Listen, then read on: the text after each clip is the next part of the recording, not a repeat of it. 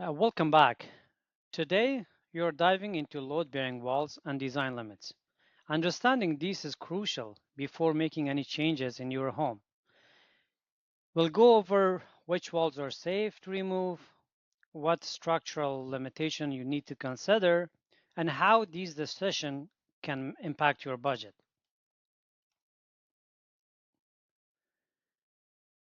All right, as a flipper, understanding which walls you can safely remove or alter is key to your renovations. The last thing you want is to tear down a wall that's essential to the building structure. So let's break it down. The first one is the structural walls, or they call it load-bearing wall as well. These walls are carrying the weights of the floors and roof above. Removing them without a proper support can lead to major structural issues, and that can cost you big time. On the other hand, non-structural walls or partition walls, they don't carry any weight. These walls are typically used to divide rooms or for aesthetic purposes. As a flipper, these are the easy ones to change or take down without compromising the building safety.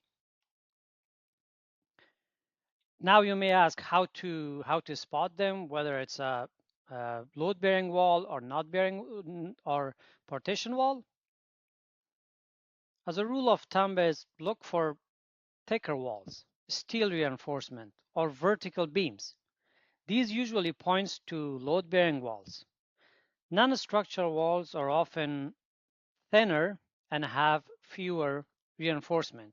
In the next slide, I'm gonna show you guys a picture of how the load-bearing walls and partition walls looks like.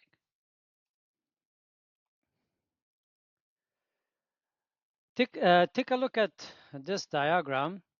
It shows the basic structure of a house, focusing on framing and rafters. These red ones are basically framing for the walls, and then these ones are rafters for the roof. Notice how load-bearing wall is positioned perpendicular to the joist.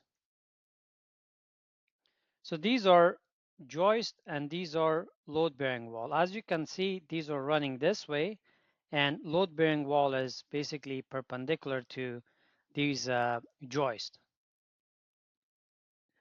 So that's a clear sign that they are a load-bearing wall.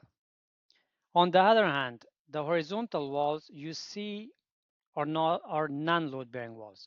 As you guys can see, this is the joist, and these framing is basically running horizontally with the joist. So these are partition wall or non-load bearing walls. And you can remove them or move them with any risk.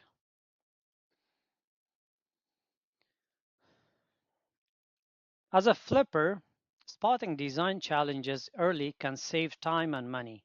And here's what to look for. When you visit a house, for a potential flip, these are the things that we should look for. The first one is roofline. What I mean by that is a complex roofline like multiple angles or dormers can be expensive to modify. For example, if you are opening up a space, these roof features could increase cost for structural changes or leaks.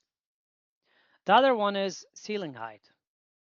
Drop ceiling, if you see there is a change in the ceiling height, there may be some hidden ductwork or plumbing there.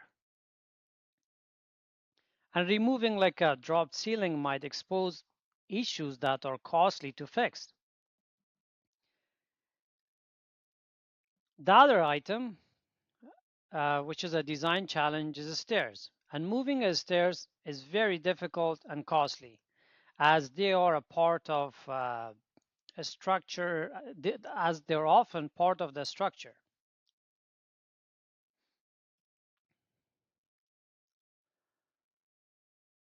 Now, when you remove a load-bearing wall, you must replace it with a structural beam or header that can handle the same load.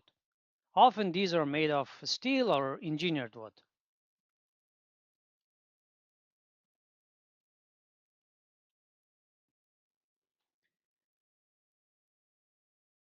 Because the other thing is, when you remove a load-bearing wall and replace it with a beam, you have to consider the visual impact of it as well. You can either make that beam a design feature or conceal it in the ceiling, depending on your desired look that you're going for.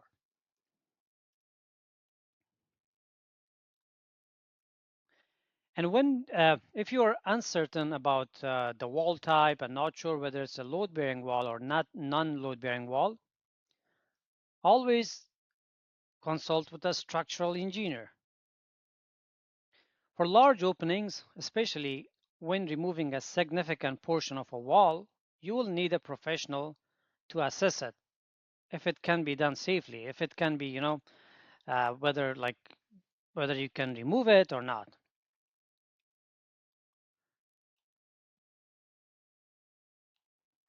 And if you are removing multiple walls, it's crucial to bring in a structural engineer to make sure that the house remains stable and safe.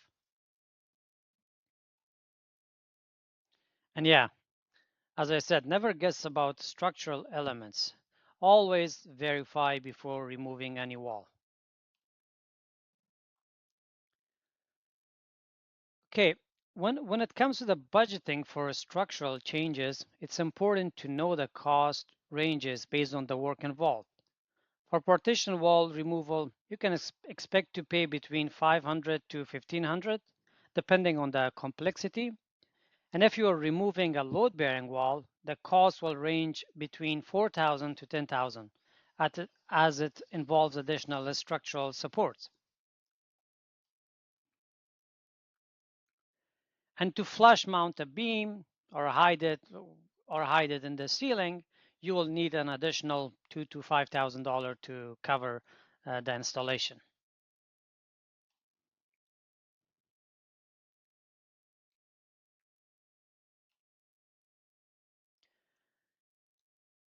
Okay, now that we have covered the essential of structural changes, let's wrap up today's lesson with an action plan for your next project. First thing is, look at the joist, analyze your floor plan, look at the joist direction, and check if walls are stacked. Then focus on how these factors impact the flow and load of the structure. And that's about it for today, and I'm going to see you guys on the next lecture.